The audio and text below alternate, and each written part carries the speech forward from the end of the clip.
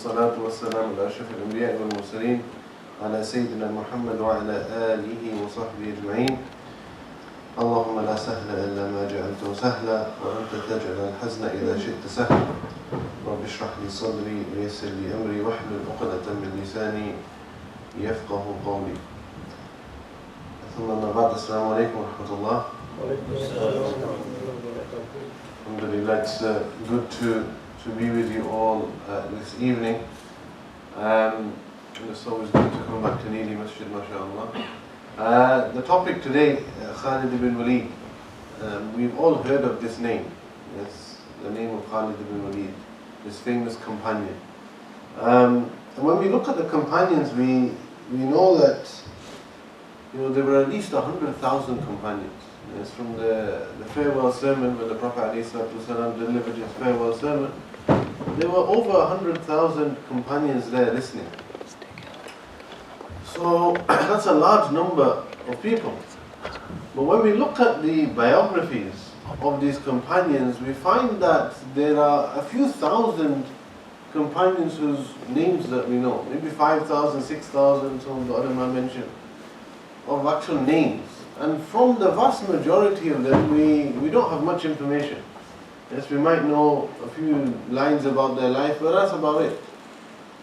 And when you look at the actual companions that we know something about their biography and whatnot, the ulama tell us that again it might be in the region of 100 or 200. Yes, companions that we actually know details about. Yes, in terms of their life, in terms of incidents that happened, etc. Very few, and not many in comparison to the, of course, 100,000 odd companions that they were. And Khalid ibn Walid radiallahu anhu is from those companions that we know a little bit about his life. Yes, his life from the seerah of the Prophet sallallahu alaihi wasallam, some incidents that took place in the seerah. And of course from some of the battles that took place after the Prophet ﷺ departed from this earth, and during the Khalifa of Abu Bakr and the Khalifa of Umar radiallahu anhu. And of course it's always important for us in our communities to learn about the lives of these great individuals. Yes? That these great individuals that Allah subhanahu wa ta'ala sent on this earth, or Allah subhanahu wa ta'ala of course chose these individuals to be the companions of the Prophet sallallahu alaihi wasallam. Yes, when Allah subhanahu wa ta'ala, He mentions in the Quran that Allah knows best where to put His risala, who to give His risala to. Yes, who to give the prophethood to. Allah knows best. And Ibn al-Qayyim rahimahullah, he said that Allah subhanahu wa ta'ala of course chose the Prophet sallallahu alaihi wasallam and chose the Anbiya, but He also chose those who were to surround and be with these prophets, be with these Anbiya. And the companions were a chosen group of individuals to be with the Prophet ﷺ, is to take this message forward. And when we're often looking for people to follow, it's human nature to look at, of course, those who are alive. Yes, we might have certain role models, certain people we look up to and we want to follow. And often you find people are let down, because when you choose to follow somebody who's alive, that person who's alive is not free from the fitna. He will make mistakes, he might fall into sins. And if you've put that person on a pedestal, if you've put that person as somebody who you really want to follow, who you really take as a role model, and that person slips up, then often your own kind of relationship with Allah subhanahu wa ta'ala is affected. And we've seen this in some famous incidents over the last few years with high-profile speakers, etc. And this is where the words of Abdullah ibn Mas'ud radiallahu anh really, subhanallah, remind us. When it comes to following people, we should follow those who have passed. And this, Abdullah ibn Mas'ud, he mentions in his famous statement, narrated by Abdul Barr, and he says that whoever amongst you wishes to follow someone, let him follow the one who has died. For the one who is still alive is not safe from fitna. The companions of Muhammad sallallahu alaihi wasallam were the best of this ummah. Yes, the companions of the Prophet ﷺ were the best of this ummah, the most righteous of heart, and the deepest in knowledge. Yes, the deepest in knowledge. and the most straightforward, people whom Allah subhanahu wa ta'ala chose to accompany His Prophet and establish His religion. So acknowledge their virtue and follow in their footsteps, and adhere as much as you can to their morals and religion, for they were following right guidance. And a beautiful statement by Abdullah bin Mas'ud.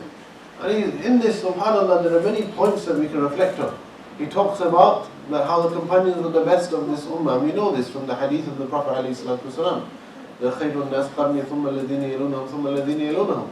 That the best of all generations are my generation, the companions, and then those who follow. And then he mentions certain characteristics and qualities of these anbiya, of these companions. And he says that they were the most righteous. They had taqwa. They were people who were conscious of Allah subhanahu wa ta'ala. There's a trait that is much lost today. Being conscious of Allah subhanahu wa ta'ala in your dealings, in your affairs. Always trying to understand that Allah subhanahu wa ta'ala is watching. And then he says they were the deepest in knowledge. Yes, they really understood this religion. They understood Allah. They understood why they were here. They understood the deen. Yes, and it's very interesting how he said that they were the deepest in knowledge. And somebody could argue that Imam Bukhari had knowledge of so many ahadith that some companions didn't know about. Yes, we look at even Khalid ibn Walid himself, he wasn't from the knowledge of companions. Somebody like Imam Bukhari had so many thousands of ahadith that he knew. And in terms of what he knew, might have been more, but in terms of the understanding of the deen, there was nobody who understood this deen more than these companions. That's why they had the deepest knowledge. They had deep knowledge. And they were straightforward people. This is another thing you find with the companions. They were very straightforward people, and there are many examples of this. And then he mentions that know their virtue and follow in their footsteps. So these are our examples to follow. Yes? When you want to look at people to follow, look at Abu Bakr, look at Umar radiallahu anhu. Yes? Look at Khalid ibn Walid and try to follow in their footsteps. So who was Khalid radiallahu anhu? Khalid radiallahu anhu was from the Banu Makhzum tribe. We know that Quraysh is of course one of the large tribes of the Arabian Peninsula. And within Quraysh you have many sub-tribes. Okay? And from the famous sub-tribes of course is Banu Hashim. Yes, this is the tribe that the Prophet ﷺ was from. And then you had other tribes. Yes? Banu Abd Manaf. And then you had Banu the tribe of Banu Makhzum. And this was the tribe that Khalid ibn Walid was from. He was from the tribe of Banu Makhzum. And between these main three tribes there was always competition. Okay? Now Khalid, his father was called Al-Walid. Al-Walid ibn al-Mughira. Al-Walid was from the chiefs, or was the chief really, of Banu Makhzum. So Khalid radiallahu anh, he grew up and he's surrounded by, of course, wealth, surrounded by respect and honor, because his father Al-Walid was the chief of the tribe. So Khalid ibn Walid, he grew up in a rich family. Of course, Al-Walid was the chief, so the family was loved by the people. And Walid himself, obviously, he didn't accept Islam, but he was somebody who was, very generous. And the Prophet ﷺ, he was hopeful that he would accept Islam, but he didn't. And of course, there are verses that are revealed about Al-Walid, the father of Khalid. Yes, in Surah Abasa, it's also making mention of Al-Walid ibn Mughira, that he was the one that the Prophet ﷺ was giving attention to, etc. And because Walid was the chief of the tribe, he was also the commander of the army. So Khalid, as a young boy, grew up in that environment. So he learned how to ride horses, he learned how to fight with spears, he learned how to hold a sword. He learned all of these things. This is a very young boy. And growing up, this is what his interest was in these things that his father was doing. As we know, children, they like to follow what the father does. Yes, whatever the father is doing, they want to copy, they want to imitate the father. In the same way, this is what Khalid would do. And he was into wrestling. There's a famous incident reported as when he was a child that him and Umar would wrestle. Yes, because Khalid was a strong boy. And similar to Umar in stature and in their build. And they used to wrestle.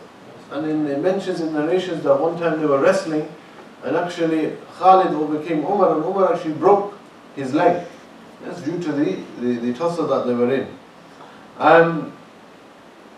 So, this is, as I said, just a brief introduction to the background and the upbringing of Khalid. Now his mother, Lubaba, was somebody who focused on education. So she wanted Khalid to learn how to read and write, and of course because he came from a rich family, and because they had access to education, he learned how to read and write, which was rare at that time, and we'll see how that plays a role later on at the Battle of Badr. Now Khalid ibn Walid, he had many brothers, many siblings, between 7 and 9 siblings, and from them was Al-Walid. Yes, so not his father was called Al-Walid, he also had a brother called Al-Walid. Now in the Battle of Badr, Al-Walid was captured. Now Khalid wasn't there. Why? Because he had been sent for some trade somewhere else, and so he wasn't actually in Mecca at the time when the army left to fight in Badr. But his brother was there, Al-Walid. Now his brother Al-Walid, he went to participate in Badr, and he was captured. Now when he was captured, of course we know that the Muslims, they took approximately 70 captives, yes, after the battle, and they became prisoners of war, prisoners in Medina. And Al-Walid, he was one of the prisoners, and as we know, prisoners are generally treated very harshly, yes. But subhanAllah, Al-Walid, he later reports that actually he was shocked by the way he was treated, yes, and he was treated very well. And he says that actually those who were in charge of us, they would share their food with us. And you look at this, subhanAllah. And we know that the Prophet ﷺ, he actually mentioned that any Meccan prisoner, if they could teach 10 children of Medina how to read or write, they would be released from captivity. Okay? So this is, the Prophet ﷺ, look at the emphasis he gives to education. That if somebody could teach 10 children of Medina how to read or write, they would be set free. Now Walid, unlike his brother, he didn't know how to read or write. Yes? Khalid, of course, as we said, he learned how to read or write, but Walid didn't. So he couldn't teach somebody and then be set free. And again, subhanAllah, this just really, it teaches us the importance that the Prophet ﷺ placed to education. Today, we are failing as Muslims, and one of the reasons of all that is because we don't have this focus on education anymore. When you look at as we all know, the beginning, and even I remember giving a talk once at the Reed Foundation dinner, and I was looking into some of the statistics when it comes to educational provision. And there was a report by the United Nations. They have this Global Education Monitoring Committee, and they produced a report, and they said that there was 264 million children around the world that were denied access to education. And one of the things that we should be grateful for in this country is that we have access to education. And so they said that there were 264 million children around the world that didn't have access to adequate education. And then they said that they kind of made a list of the 10 worst countries for educational provision. So these are the 10 worst countries in the world that, when it comes to education provision. Now 7 out of the 10 worst countries in the world were Muslim majority countries. And this is how far we've declined.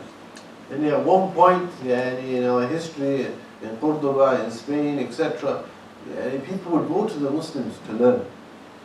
Now we can't even provide basic, adequate education to those in our care. And we know that, subhanAllah, the first verses to be revealed were iqra, yes, read, educate, yes, learn. The whole beginning of Revelation was focused on what? And giving knowledge. When Allah talks about خَلَقَ الْإِنسَانَ مِنْ عَلَقٍ, here He's giving us knowledge, He's teaching us something. Again, the first 5 verses we know, we're told again to read, you're taught by the pen. Again, all emphasis on learning and education. And this is why, subhanAllah, even during when Umar was the Khalifa, we know that Umar, radiallahu anh, then he set up schools around the Muslim empire. Why? Because he didn't want there to be illiteracy in the Ummah. He didn't want to have an ummah that was illiterate. And this is how Islam spread. You know, when they say that Islam spread by the sword, Islam spread through education. I remember our teacher, he said that look at Egypt as an example.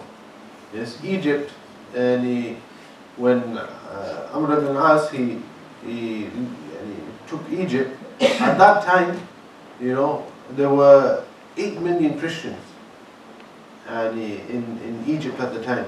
And Egypt remained a predominantly Christian country for the next 150 years. Yes, there was no force to accept Islam. For the next 150 years it remained a predominantly Christian country, to the extent now that there's less than 10% of Egypt is Christian. But how did that change over time? That didn't change through the sword, it changed through what? Through education. So education is something that, again, you know, as we said, Khalid's mother placed great emphasis on, and this was something that the Prophet ﷺ was looking for at the Battle of Badr. So, as I said, coming back to Khalid's story, now, Al-Walid couldn't teach anybody to read or write. So now he had to be ransomed. He had to pay the ransom. So Khalid was sent from Mecca, take this ransom to the Muslims and bring Al-Walid back. Khalid, he comes, and they knew that he was obviously Al-Walid's son and it's a rich family and these are the chiefs of their tribe. So they charged a lot, nearly 4,000 dirhams, to release Khalid, to release Al-Walid. Al-Walid is released, the Prophet ﷺ lets him go, and they return to Mecca. Now as they're returning, Al-Walid, and he felt something in the heart that he didn't want to leave. He didn't want to leave the Muslims. And this was somebody who came to kill, and he took part in the battle and wanted to kill Muslims. But when he was released, he didn't want to leave. And actually, what does he do? He ends up going back and accepting Islam. He ends up going back and accepting Islam. And this teaches us what? Now look at how they treated him. And as a prisoner, and they treated him with akhlaq. They treated him in the best of manners. They treated him well. He then witnessed how they were interacting with one another. He witnessed the brotherhood that the Muslims displayed. He witnessed their karam, their generosity. He witnessed all of this. And he realized that this is something, this is the truth, this is the haqq. This is something I need to accept, I want to be a part of. So Al-Walid went back and accepted Islam.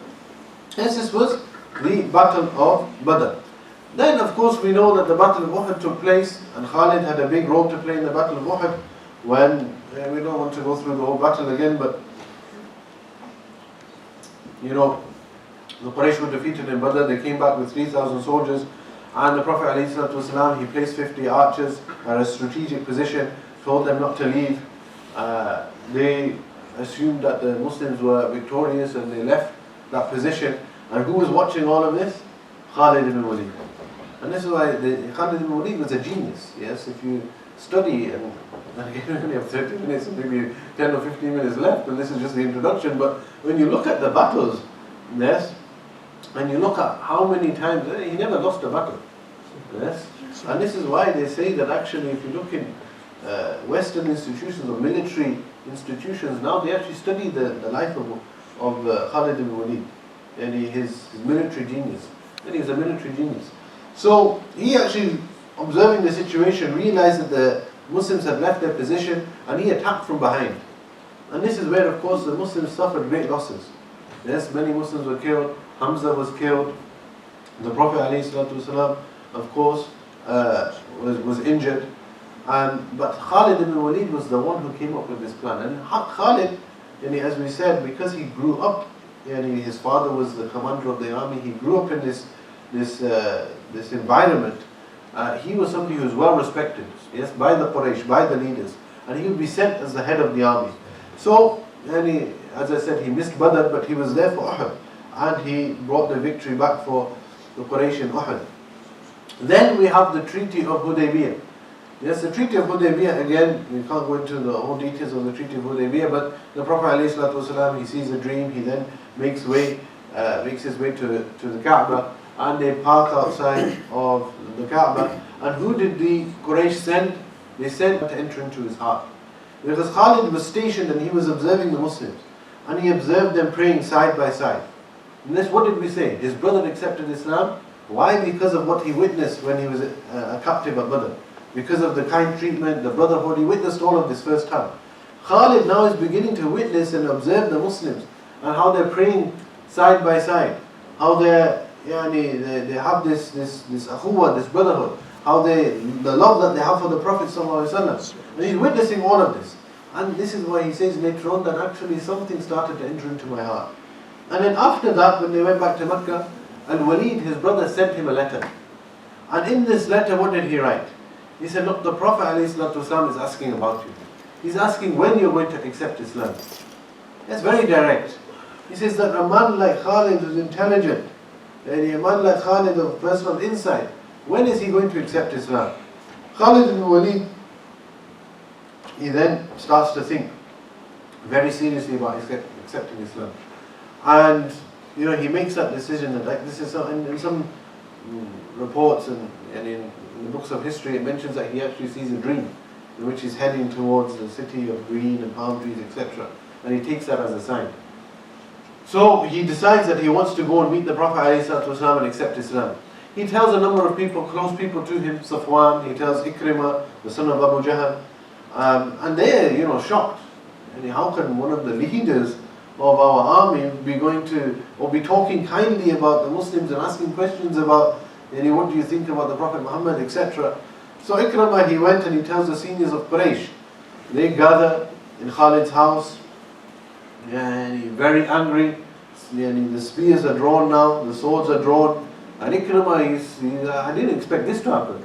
And he tries to now calm down the situation. And what's going on? No, let's calm down. He's not accepting Islam. Everybody relax, etc. So he manages to calm the situation down. And the people leave. Khalid at that point, he decided that this is it. I'm going to make my way towards Medina and I'm going to accept Islam. Khalid radiallahu anh, then he leaves for Medina. He goes with Uthman ibn Talha, who was a friend of his. He also had that intention. And on the way they meet Amr ibn al-As, and they have this discussion, where are you going? He asked, where are you going? They didn't want to give away what was going on. And then Khalid just told him, he said, Khalid, I'm going to accept Islam, I'm going to Medina. He said, I was going to do the same thing. And they make their way to Medina. And as they're entering Medina and coming towards where the Prophet ﷺ was, Khalid's brother Al-Walid rushes out. And he says to Khalid that the Prophet ﷺ already informed us that you were making your way.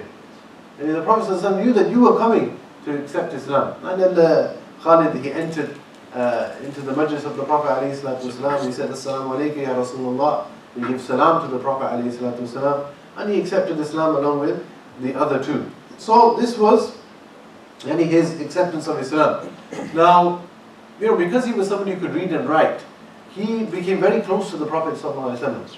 The Prophet ﷺ kept him close by. He became like a clerk for the Prophet ﷺ.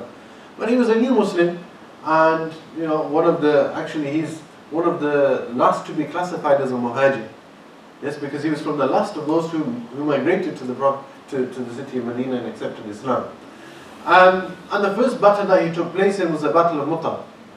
Now, this was a battle in which, the Prophet ﷺ, he sent the Muslims into this battle, and there were approximately 3,000 Muslim soldiers.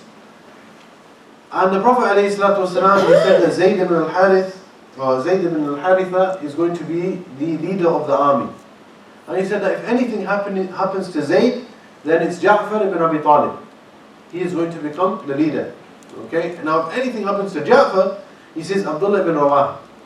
He says these are the three leaders of the army. And of course three, no more than that. Khalas. Anything happens, this is who's going to be in control and take charge. So the battle takes place, the Muslims are fighting and they're heavily outnumbered. Heavily outnumbered. Okay? And they've begun to suffer losses. Zayd is killed. Ja'far is killed. Abdullah is killed. Now what's to happen? The three appointed leaders that the Prophet ﷺ appointed have all been killed. And the Muslims are now suffering. Yes, many of them have died. Yes, the army that they're facing is massive. What to do? So the companions decide, and they say that Khalid, we're going to appoint you as the leader.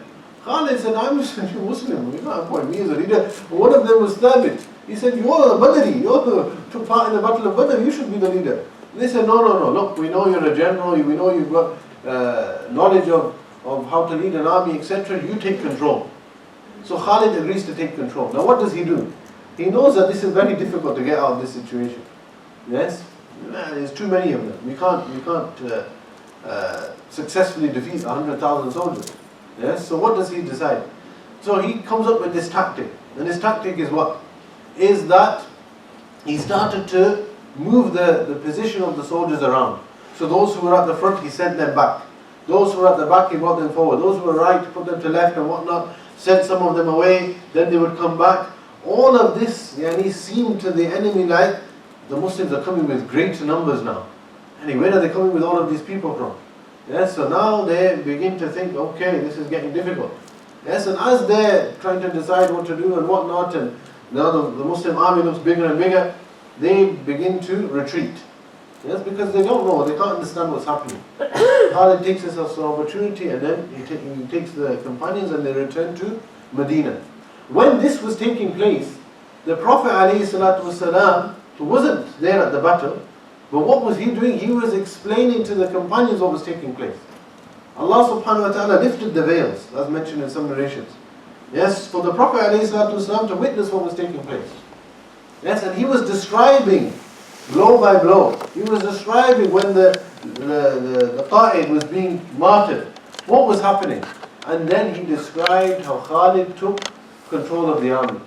And this is where he said that إِنَّهُ سَيْفٌ مِنْ سُيُوفِ اللَّهِ, that he is a sword from the swords of Allah subhanahu wa ta'ala. It was at the Battle of Mu'tah that this took place.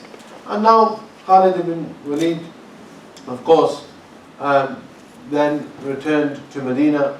And a number of other skirmishes took place that he was a part of. Then was the conquest of Mecca, yes, which was in the 8th year of the Hijrah. Again, Khalid maybe was a Muslim for less than a year.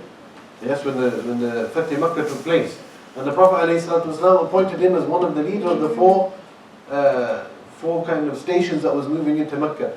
And Khalid again, he entered into Mecca and he said to the people, because before this, he said that, look, he would say to some of the people, why don't we accept Islam?